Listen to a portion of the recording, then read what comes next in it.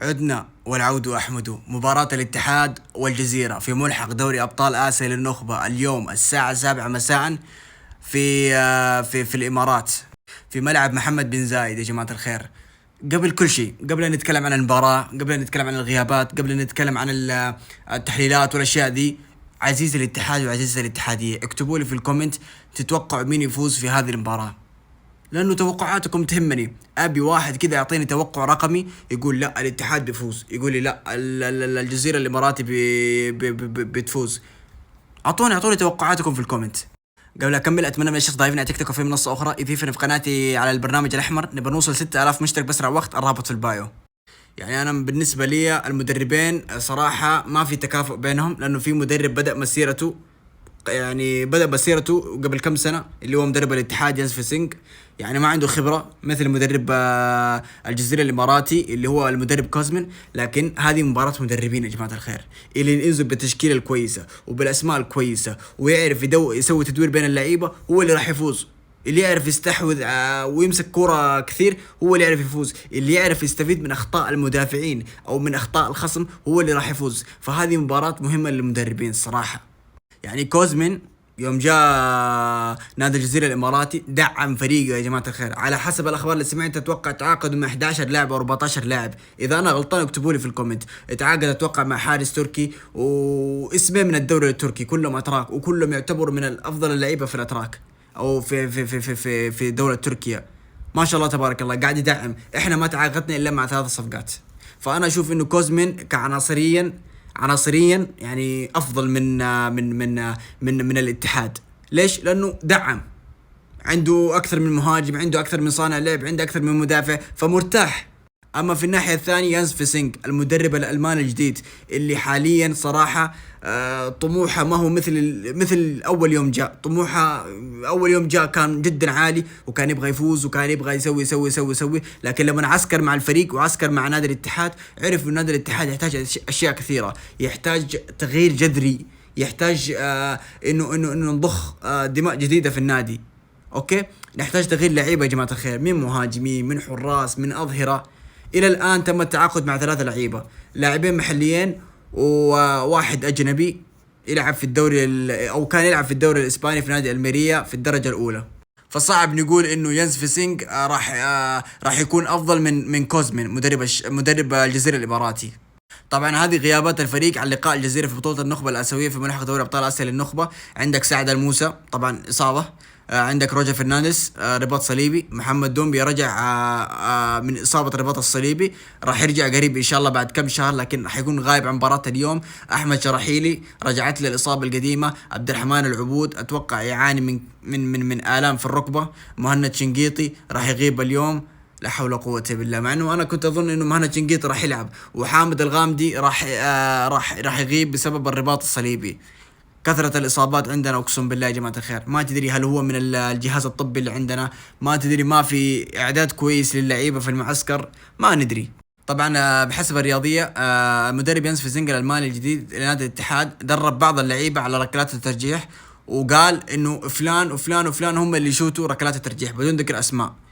فهذا الشيء كويس، لأنه المباراة ممكن تكون تنتهي بالتعادل في 90 دقيقة، وممكن نروح أشواط إضافية، وممكن نروح للبلنتيات. فهذا شيء كويس من المدرب. يعني المدرب يانز فيسينغ الألماني الجديد يثق بالمهاجم جورج، وقال انه المهاجم هذا انا ابغاه يكون معاي هذا الموسم، وانا اثق فيه جدا يا جماعه الخير. سحب على يوسف النصيري ووثق بالاسمراني هذا. ليش؟ لانه شاف انه الاسمراني هذا يمتلك جميع المقومات على انه يكون مهاجم للفريق الموسم الجديد. ليش؟ جسمه كويس، قوي بدنيا، لاعب عنده الفينش مرعب يا جماعه الخير. شفنا اهدافه في الوديات.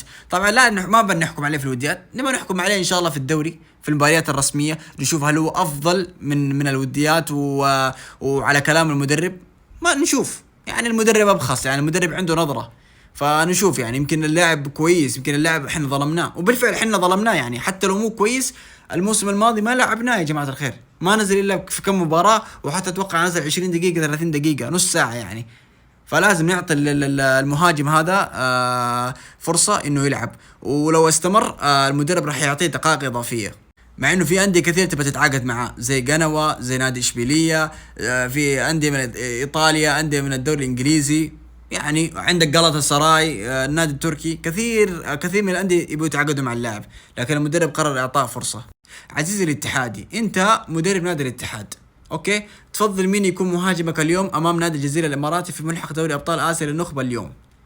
انا عن نفسي الصراحة النصيري انا ما احبه، لكن انا ابدا المباراة بالنصيري، وفي الدقيقة 70 ولا 60 اسحب النصيري ادخل مكانه جورج، او العب بمهاجمين.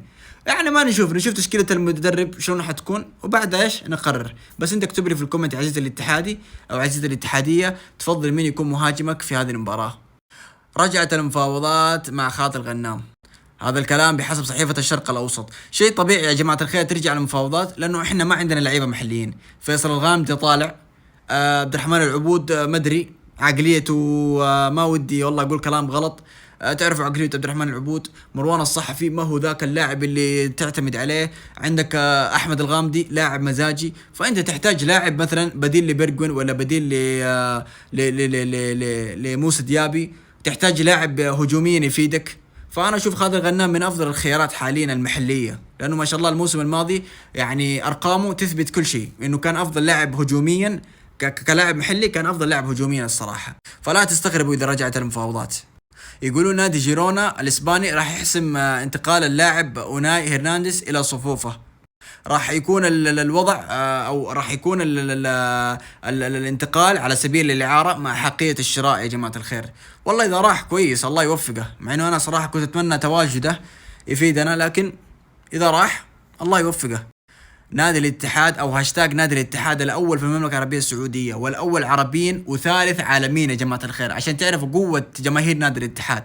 هذا الصح والله يا جماعه الخير، ما قد شفت هاشتاج بمثل هذه القوة من سنين اقسم بالله. حتى الفترة اللي المفروض يعني قربنا من الهبوط، في فترة كنا في المركز الكم 16 17 حرفيا يا جماعة الخير، يعني كنا في المركز السابع الثامن التاسع العاشر، كنا قريبين من الهبوط. ما طلعنا بنفس قوة هذا الهاشتاج. عشان تعرفوا جمهور الاتحاد كل يوم يكبر، جمهور الاتحاد جمهور غاضب، جمهور عطشان، يبي بطولات، يبي. لكن شو نسوي؟ احنا مسكنا الاداره ناس فاشله، ناس ما تستحق انها ينقال عنها انهم رجال. رساله قويه من جماهير نادي الاتحاد.